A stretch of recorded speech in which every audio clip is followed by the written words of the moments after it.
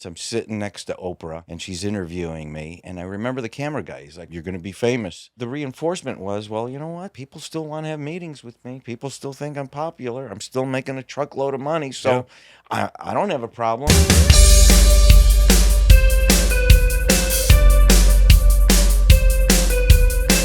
Hey guys, thank you so much for joining the Recovery Valve podcast. Today I have a really cool visitor.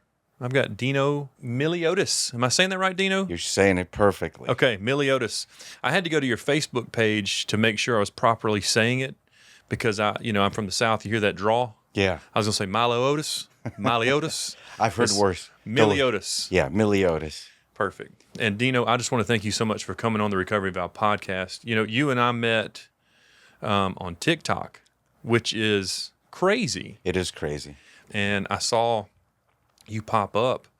I was like, "Oh, this guy's interesting. Let me find out who Dino is." So, tell me a little bit about who Dino is. Wow, how long do you have? We have a little bit, but you talk as much as you want. Well, let me just first start off, and I'll tell you, I'm a serial entrepreneur. Love it. By the way, serial entrepreneurs cannot retire, even though I tried. But you know, I hit a couple home runs in my life, and the most notable was that bug ban insect repelling wristband. Okay. Wear it on your wrist, and it's got natural ingredients: geranium, lemongrass, citronella, and the scent repelled insects. And I'm not smart. It's just like lightning struck in a bottle, okay? Okay. And it was that aha moment, and everything, all the stars were aligned, and next thing you know, I mean, it was just instant fame. Instant fame. In 18 months, I was in 63 countries. I sold over 30 million units all across the world. I didn't notice this as a gift at the time, but I mean, I have the ability to get people excited about something. So when I'm excited about a product, I get 6 key people excited about a product. Next thing you know, it just spreads like wildfire, and people are calling me, "Oh, I'm a distributor. Oh, I can sell them." You know, you don't realize what it happens. There's no master plan or anything like that, but it happened. So I'm sitting next to Oprah, and she's interviewing me, and I was in People magazine, and I remember the camera guy. He's like, "Ready, kid?" I'm like, "For what?" He says, "You're going to be famous. Are you ready?" I'm like, yeah, you know, but with that statement, I didn't know what was about to happen. I mean, there's a lot of good stuff, trust me, with fame and fortune. Believe me, I'm not going to sit there and say, "Oh, it's horrible." It's not. Yeah. However, there is a dark side to it when you can't handle it and you're not mentally prepared, and I was not. And so what that meant is, you know, every interview had to be better and more sensational. I was nervous. My hands were always sweating. And so, I mean, I started looking for courage in a bottle or, you know, anything else, a pill, a line of cocaine, you know, whatever was around. And like everybody, you know, will tell you, when you first start, it's that euphoric, you're like, "Oh, wow," you know. By the way, a high you can never, ever You can't replace the first one. replace it. You'll spend the rest of your life chasing it until you die or stop. Right. But the point is that, you know, I was like, "Wow, did you see that? I hit every talking point. That was great," you know. And that's when my addiction started, 1996. And How old were you in 96? about 30, almost 31 years old. You get me beat by a little bit. I was about to graduate high school. There you So go. we're not too far apart. No. I mean, you know, there's You got that curious case of Benjamin Button syndrome where you kind of age in reverse, like you don't have a whole lot of wrinkles. Well, I got to tell you, I shouldn't look this way, and actually, I shouldn't even be here talking to you. So, you know, I've exceeded the lives of a cat. Trust me. Yeah. But you know, I was carrying around an addiction for almost a quarter century, almost 25 years. Okay, and the thing is that I was successful during that time. I was so highly functioning that people didn't see what was going on behind the scenes, the warm-ups that I would have to do. I mean, just to function Right. towards the end. I mean, it was a balancing act. What were your drugs of choice? It was vodka, Yeah. about a handle a day towards the end. Sheesh. It was just a lot of cocaine. Same. And for extra fun, pills of methadone if they were around, or Percocet, or Vicodin, or whatever. Okay, so it was a combination of some pretty powerful stuff. And so, you know, you start out with vodka because I'd sip it morning, noon, and night.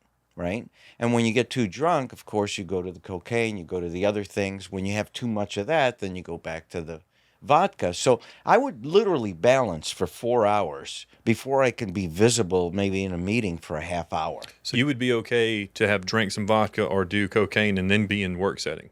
Yeah, yeah. And I got to tell you, I probably looked horrible. I mean, everybody knows you get bloated, you get the windburned cheeks, you reek. But, I mean, I'm not blaming anybody, I'm blaming me, but it was widely understood. But, for me, the reinforcement was, well, you know what? People still want to have meetings with me. People still think I'm popular. I'm still making a truckload of money. Yeah. So I don't have a problem, you Mm-hmm. know, and which is sick, Yeah. which is crazy, right? And what finally did it was, I lost all my friends. I basically lost my wife. I lost everything that I held dear, and I'm sitting in this bloated mansion with all these fancy cars and everything that I thought I ever wanted. And I'm like, I have all this and I have nothing. Nothing. People don't understand that feeling until they have felt it. Yeah, I mean, that's a really good point because the way I describe it, even in my book, it's like I felt like there's this hole in Mm-hmm. my soul that can't be filled. Cannot be filled. No matter what you consume, no matter what you're chasing, it's just like not enough. Yeah. And so you eventually feel empty. And, I'm a fighter. I don't really get defeated. But I mean, it was that moment where I'm like alone in my hallway. I got vodka and I'm crying. I got heartburn problems. I mean, my organs are shutting down. I had health issues. I mean, I'm lucky to be alive. And I decided to go into treatment, something I said I'd never do. You did this on your own, or like from No, the I went suggestion in. of somebody else? I did it. I did it for me. It was Okay. important that it wasn't, oh, I'm going to show you, or I'm going to get my wife back, or I'm going to show everybody the comeback. This time it was for me. I mean, and to give you a perfect example, I walked away from $1 billion empire that I built myself over the course of 20 years. I walked away from my own company and said, here's the keys. Here are all the accounts. See you. Where are you going? I'm done. And I just walked right into rehab. So it's cool to hear it from somebody's standpoint where you had everything you could want, and still feel the same way coming from a different point of view. I have a healthier understanding for real A-listers, celebrities that you read about all the time. And isn't it typical? You read stuff and they're like, oh, they have so much money. How can they do this? How can they be in jail? It should be nice to have, but we really don't know what goes on behind the scenes of Yeah. people, right? And until you walk in their shoes, you don't know. When you're addicted to drugs or alcohol, it's not a poor thing, it's not a rich thing, it's not a race thing, it's a thing. It's addiction It is doesn't discriminate. It's an equal opportunity destroyer. So here I am going into a treatment center, something I said I would never do because, oh my God, only losers go to, but I walked in, I finally swallowed my ego and I deflated that big head of mine. You know what I mean? I didn't say who I was. It wasn't important. And, I just walked in and I wanted to learn. I learned from people who were my peers that came in the same time that I did. And I wanted like a sponge to learn everything from all the counselors, all the people that are there. Some people were sober 3 years, 30 years, 15 years. Yeah. I knew that I had a lot of challenges when I got out. I knew that this treatment was just a protective bubble to kind of like almost like training wheels, just to kind of give me that start. But I knew that the real work started when I got out. Like a reset button. Yeah, and I also knew that my father had already passed, but my mother, her health was failing, and I knew I had a limited time before, she would pass. Really? And same thing with my stepson. I mean, he was diagnosed with cancer, and I knew it was only a matter of time. And so in my mind, this is how I think, right? Not only do I have to figure out how to live with this disease that I have, but I also have to mentally prepare myself, like almost for battle, because I'm about to experience 2 deaths, sober, Yeah. no way of coping. And some people will plan their relapse around that. Yeah, and that's the thing that I didn't want So to do. that's a lot of strength to hear I got it. I'm going to give you some credit, okay? Because one of the reasons why I wanted to come on so bad, on your podcast is because of your name, Recovery Vow. Because I made a vow never to go back to rehab again, Good for you. You're ever. part of that 10%. I don't know what I am, It's dude. 10%. Seriously, I don't know what I am, but I'm just like when I make a vow, I make a vow, and it's just like I will find a way. It's not even it goes further than a promise. Yeah. You know what I mean? When you vow something, that's like a blood oath Bro, to it's me. like your word is your bond. This is Yeah. Dino Yeah, stamped. exactly. So I mean, let's take it seriously. And I will say this, right? I'm a walking, talking, living, breathing example that recovery is possible. Mhm. Anybody out there who knew me before, I was a complete train wreck. So believe me, if I could do it, you could do it. Sure. However, the people that are searching for the recovery that's just easy, take a pill and you're fine, all that stuff, look at it this way, right? You got to work to have a toned body. You have to work to have a successful company. You have to work to have a successful relationship or marriage. Mm-hmm. What makes you think that recovery is going to be easy? It's not. It's the same thing. Yeah. So treat it like that. You got to put in the work. But when you put in the work, it's like you're bodybuilding. You know what I mean? You get stronger and stronger. You can handle stuff. I handled 2 deaths. I handled stuff that I never dreamed I can handle. So there's a couple things that jump out when I'm talking to you. One, I feel like we are a lot alike. Mm-hmm. I'm somewhat of an entrepreneur where I will try anything to just see if it's successful because I don't care about failure. Let it happen. You won't know unless you try. Good for you. The fact that you've been on Oprah and in People magazine, that blows my mind. I think that's fantastic. And it speaks volumes into who you are and what you've done. Now you take that entrepreneur mindset and you apply it to recovery, and it's kind of got you where you are now. Can you tell us a little bit about some of the projects you're working on? Can you tell us about going on Shark Tank, or is that too secretive still? Well, what I can tell you is it was an incredible experience to go on there. And what they said as we arrived is they're like, you can post everything you want on social, talk about it, do whatever, but after today, you can't talk about it at all. Otherwise, we're yanking you. And Mhm. we mean it because we follow people around and whatever. So I'm just like, let me just say it was a great experience. Sure. And whether we make it or not, it was the experience that was really important. I mean, I'm honored to have been there. Um, and more honored because I wanted to extend the awareness of what we're doing with OpiAID and how we're helping to save lives and literally changing recovery forever. That's a huge platform, The- dude. That it- your recovery. So you became a huge entrepreneur in 18 months yeah. back in the 90s on Oprah, People magazine, all over these countries. And in 4 years of your recovery, you're a spokesperson for OpiAID. hmm That's a power greater than you pulling all those strings, Dino. Yeah. Well, I let go of the wheel 4 years ago. Good. And I didn't say help me. Yeah. And this wasn't rehearsed either. I said, I'm ready to follow you. Tell me what I'm supposed to do. Good. Just like that. And like magic, I get a text from a kid that I hadn't seen for like 4 or 5 years. Out of the blue. As soon as I finished saying that. And it was, hey, this is Car Wash Kid. Remember me? And I just wanted to let you know, I don't know where you are these days. I don't know what you're doing. He didn't know I went to treatment or anything like that.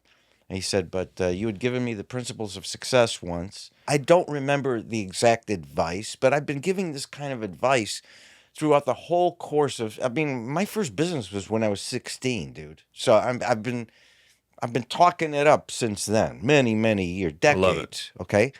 But after I asked, for help, the text came through and he's like, I got promoted twice using your principles of success. And I'm just like, wow, that's a sign. Not only is that a sign, but it was reinforcement to me that, maybe I had a gift all along, Mm-hmm. but I was just so polluted. I just didn't even notice it. Isn't that crazy? And maybe I'm alive because I'm supposed to do something with that gift. Do you follow me? And I'm tracking. since I let go of the wheel, somebody else has been driving, and things are just like, I mean, you want to talk about quick. There's no, my brain isn't clouded.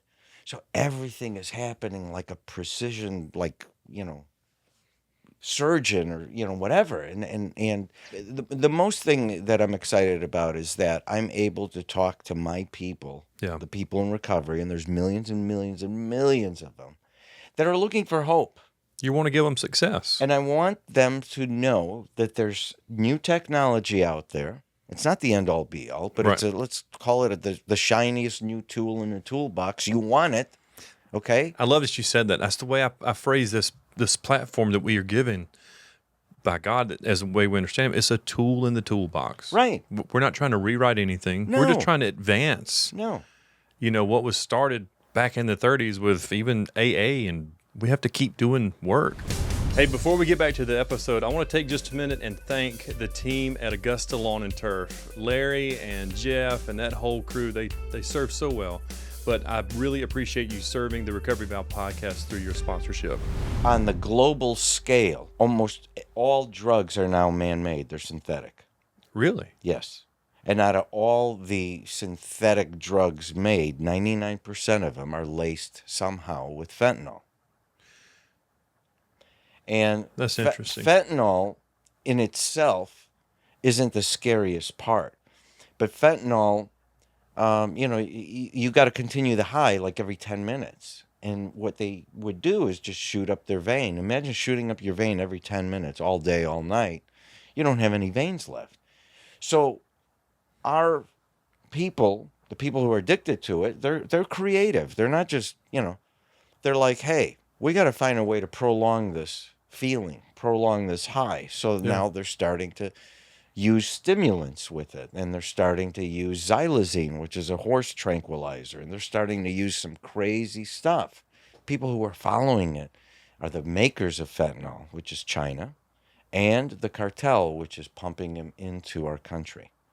And I'm only going to stop. I'm going to stop and say that this is intentional. Okay, this epidemic is intentional. It's not to make us feel good. It's to kill us. Okay? I've never thought about it from that point of view. That's to interesting. Kill us. Yeah. There's 107,000 people that died last year from ODing on this stuff. I can think of one person that passed away last week from it. There's one every 4 minutes. We've been on for I don't know how many minutes. Just start the death clock if you really want to be gruesome. So you could sit there and live in fear.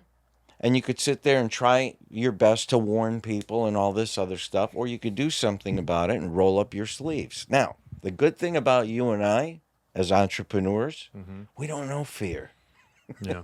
You know what I mean? Yeah. So what we have to do is we have to find a new way to connect with the people that are really harming themselves. I mean, it goes, you could be 60, you could be 80, you could be 18, right? But the demographic, the sweet spot, so to speak, is 18 to like 35. That's the generation that's being wiped out by this stuff, okay? And I'm not just saying about opioids, okay? I mean, it's alcohol, it's cocaine, it's heroin, it's all that stuff. But right now we have an epidemic that people just don't realize. And it's really, really hard to get off of these drugs. We have something that literally is changing the way people recover. It's going to change recovery for decades. And I'm part of something that's going to change history. That's huge. It's huge. So how much can you elaborate on that? I mean, I saw that there's a website for OpiAID. Yeah. And it's kind of like a mixture of recovery and AI and data capture. Well, how does it work? So here's the thing. I mean, look, one of the great things about me being spokesperson for the company is there's no academia in me, right? Mm-hmm. I made my living selling products or services, ordinary products and services to ordinary people. This is no different. I'm an ordinary guy talking to my ordinary brothers and sisters in recovery. That's so easy for me, okay? So here's how it works. Right now, we are working with treatment centers all around the country, East Coast, West Coast, and everything in between. And we're powering up facilities. Opioid-powered facilities is what I call them, right? This is where you can go and get the care that you need. And I am alerting everybody in recovery that, hey, there is a new tool, there is a beautiful, shiny weapon, and here are the places that you can go to get this advanced care, okay? The way it works is this. OpiAID, this is a Samsung Galaxy 6, okay? Okay. If you notice, it's a watch. There's no fancy things on it. It doesn't say our logo. It doesn't say OpiAID at all. And that's because everybody in Team OpiAID believes that there's dignity in recovery, and there's you have to have compassion. And so we're not going to sit there and we're going to publicize the thing. But what we do is we provide these powered watches at treatment centers. Okay. So if I come in, I would wear this watch. Let's say I'm going for a 30-day period. I would wear this watch during the course of my treatment. This watch, powered with OpiAID technology, takes my biometric readings every 5 minutes. Never stops, every 5 minutes. And it transfers this data to the OpiAID database. Machine learning is applied to that. AI. And it's spit back to the treatment center, to the health professional, in real time, every 5 minutes. So that it gives the health professional insights on me personally, so that they can personalize my care. Okay? Let me tell you why that's so important. When I went into treatment, I was suffering from alcohol and mounds of cocaine. Okay? Typical. I'm not the only one going through this. But, of the class of 30, I call it a class, of the group of 30, there were a lot of people that were addicted to this new thing that, honestly, I never heard of until that time, fentanyl. I'm like, Yeah. wow, Fentanyl's new. They looked like zombies. I mean, they looked like Dawn of the Dead. I mean, like crazy. But here's the thing. I got to be really good friends with this guy, John. And he was so hooked on fentanyl that he was telling me stories. He died like 4 separate times. He was declared dead by the paramedics. And every time he'd come back to life and they'd revive him, do you know what he would do? He wouldn't get on his knees and be grateful for being alive and given a second chance. He would feel his sock to see if the paramedics took his stash. This is where this drug is taking people, okay? Yeah. But understand, the reason I'm saying there's marked differences between our drugs of choice, right? But the problem is we're treated the same. Take 2 pills, call me in the morning. Mm-hmm. The level of care was not personalized, okay? And so after the 10th day of my recovery, I'm looking around for John, and John isn't around. And everybody was kind of like, keeping it quiet and stuff. But, I mean, he was way, way gone with other issues and complicated things that it's just very, very hard to sit there and just treat me and somebody else the same. Our technology is going to allow individual care, personalized care, so you can recover on your terms. Some people recover quickly. Some people take a little bit longer. And you can't watch people 24/7. This can. Well, our technology, this worn on the wrist, it's uniquely you. This technology knows me sometimes better than I know myself. If somebody is, bringing in stuff into the treatment center and they're ready to OD, I mean, you'd know it with this technology before they even tried. That's important. But more subtle things for recovery, like what's your level of sleep? Have you been eating right? Are you hydrating? Have you had enough movement? All of these things, because of the wonderful technology, it becomes predictive and prescriptive in nature. So I know and can provide insights to the health professional on how you're going to be feeling. And so it gives them a heads up on, to pay attention to this person, that maybe they haven't slept right, or maybe they're not taking their medication, or maybe, X, Y. I mean, there's a million variables. So This new technology Yeah. can distinguish the difference between anxiety, withdrawal, and depression. Based on the information it's capturing from the person. Correct. Okay. And it can also measure your level of withdrawal the same way you measure your blood sugar with a glucometer, the same way you test your alcohol level with a breathalyzer. Powerful stuff. That's crazy. Dino, I want to just take a second and just say thank you so much for stopping by. I know that you're traveling a lot and you're back and forth New York and Chicago and Florida. Hey. And I watch you, I follow you on your social media, and I encourage all of our listeners to go and follow you and just see what you are doing with OpiAID. And I just want to thank you for stopping by Recovery Valve Podcast and just hanging out with us for a little bit. Man, it's my pleasure. Yeah. It's my pleasure. I wouldn't appreciate miss your it. testimony. I wouldn't miss it. I wanted to come down and see you personally, and when you said, "Oh, we don't do Zooms, we do them live," We do them live, man. I'm your man. Let's go. I love this. Yeah. Keep doing what you're doing. Thank you so much for coming by. We really appreciate it. Yep. Hey, thanks for tuning in today's episode of Recovery Valve Podcast. I really hope you enjoyed today's episode. If you would like to connect with us, you can connect with us through email at recoveryvalve@gmail.com, our website, recoveryvalve.com, or you can find us on our different social media platforms, Instagram, TikTok, and Facebook. But we would love for you to go to YouTube and subscribe to our channel. If you would like to pre-order a copy of my book, Marriage After Addiction, Take Back Your Life Together, you can do that through the store at exomarriage.com, or you'll see a link on any of our social media platforms. I look forward to seeing you again very soon. I hope you enjoyed today's episode.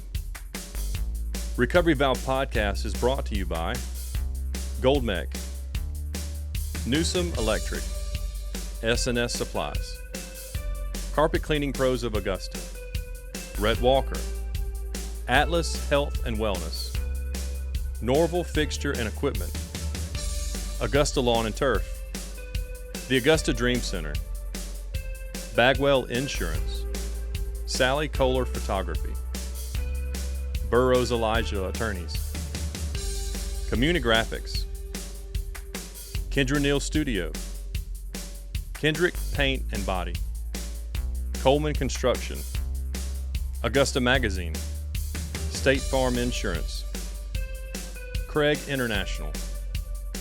And I want to say thanks to everyone else who's contributed to the Recovery Valve Podcast. We couldn't do this without you.